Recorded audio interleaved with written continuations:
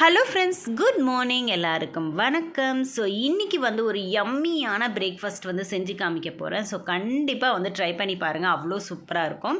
So நேற்று night ஹோட்டல்லேருந்து வாங்கிட்டு வந்த இட்லி 2 பேலன்ஸ் இருந்தது, அதை வச்சு தான் நான் செய்ய போகிறேன். இது அடிக்கடி நாங்கள் செய்கிறது உண்டு. ஸோ வீட்டில் மீந்தாலும் செய்வேன், இல்லைனா ஹோட்டலில் வாங்கிட்டு அதுக்கப்புறமா மார்னிங் கூட செய்கிறது உண்டு. ஸோ கண்டிப்பாக அந்த ரெசிபி செஞ்சு பாருங்கள், ரொம்பவே நல்லாயிருக்கும். இது எப்படி பண்ணுறது அப்படின்னு சொல்லிட்டு நான் சொல்கிறேன். இந்த ரெசிபி செய்கிறதுக்கு முதல்ல இட்லியை அழகாக கட் பண்ணி வச்சுக்கோங்க. எந்த அளவுக்கு உங்களுக்கு வேணுமோ அந்த அளவுக்கு கட் பண்ணி வச்சுக்கோங்க. ஒரு சில இட்லிலாம் தொட்டாலே உதிரும், அந்த மாதிரி இருக்கும்போது கொஞ்சம் பெரிய சைஸாகவே கட் பண்ணி வச்சுக்கோங்க. இதுக்கு ரொம்ப சிம்பிளான இன்க்ரீடியன்ட் தான். நான் கேப்சிகம் வெட்டி வச்சுருக்கேன், ஆனியன் நல்லா ஃபைனாக சாப் பண்ணி வச்சுருக்கேன், நல்லா நீல வாக்கில். அதுக்கப்புறமா கருவேப்பிலை எடுத்து வச்சுருக்கேன். ஸோ இது மட்டும் இருந்தாலே போதும். நீங்கள் நிறைய காய்கறி போடனாலும் போட்டுக்கலாம், பட் இது உண்மையிலே ரொம்ப நல்லாயிருக்கும். இந்த ரெசிபி நம்ம ஒயிட் ரைஸில் கூட செய்யலாங்க. சப்போஸ் ஒயிட் ரைஸ் உங்களுக்கு மீதம் ஆகிடுச்சின்னு வச்சுக்கோங்களேன், நம்ம இந்த கேப்சிகம் கூட முட்டை சேர்த்து கூட நம்ம பண்ணலாம். ஸோ நாங்கள் அடிக்கடி இந்த மாதிரி செய்கிறது உண்டு.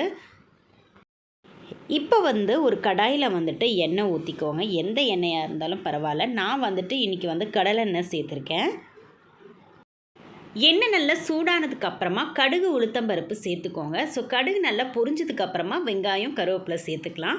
நானே வீடியோ எடுக்கிறதுனால நான் எல்லாம் சேர்த்ததுக்கப்புறமா உங்களுக்கு காமிக்கிறேன். ஸோ இது கூட கொஞ்சம் உப்பு போட்டு வதக்கணும்னா சீக்கிரம் வதங்கிடும். இது நல்லா ப்ரௌன் கலராக வதங்குற வரைக்கும் வெயிட் பண்ணுங்கள். ஆக்சுவலி இந்த ரெசிபி நீங்கள் ஒரு தடவை செஞ்சு பார்த்தீங்கன்னா அடிக்கடி செய்வீங்க.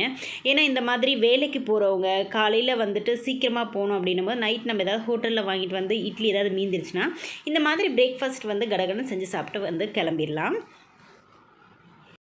வெங்காயம் நல்லா வதங்கின உடனே கட் பண்ணி வச்சுருக்க கேப்சிகம்மை சேர்த்துக்கோங்க. நான் கேப்சிகம்மை கொஞ்சம் பெரிய பெரிய பீஸாக கட் பண்ணி சேர்த்துக்கிறேன். அண்ட் முக்கியமான ஸ்டெப் ஒன்று ஃபாலோ பண்ணணும். ஸோ கேப்சிகம் சேர்த்ததுக்கு அப்புறமா நல்ல ஒரு ஹை ஃப்ளேமில் வச்சு வதக்கணும். இந்த கேப்சிகம் அங்கங்கே பேர்ன் ஆகிறது கூடுதல் சுவை தரும்.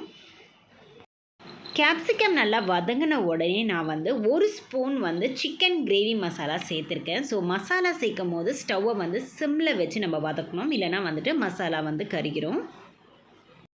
இந்த அளவுக்கு நல்லா வதங்கினதுக்கு அப்புறமா நம்ம கட் பண்ணி வச்சுருக்க இட்லியை சேர்த்துக்கலாம். ஸோ வீட்டில் செஞ்ச இட்லினா அந்த அளவுக்கு உதிராது, பட் ஹோட்டலில் வாங்கின இட்லி கண்டிப்பாக நீங்கள் பெரிய பெரிய பீசஸ் கட் பண்ணாலும் கொஞ்சம் கொஞ்சம் உதிரும். எப்படி இருந்தாலும் நமக்கு டேஸ்ட் தாங்க முக்கியம். ட்ரஸ்ட் மீ, அவ்வளோ சூப்பராக இருக்கும். கண்டிப்பாக நீங்கள் ட்ரை பண்ணி பாருங்கள்.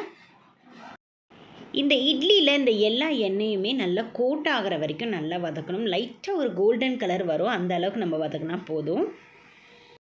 ஃபைனலி இந்த ரெசிபியோட மெயின் இன்க்ரீடியண்ட்டான இட்லி பொடியை சேர்த்துக்கலாம். ஸோ இட்லி பொடி நீங்கள் வீட்டில் அரைச்சதாக இருந்தாலும் சரி, இல்லை கடையில் வாங்கினது இருந்தாலும் சரி.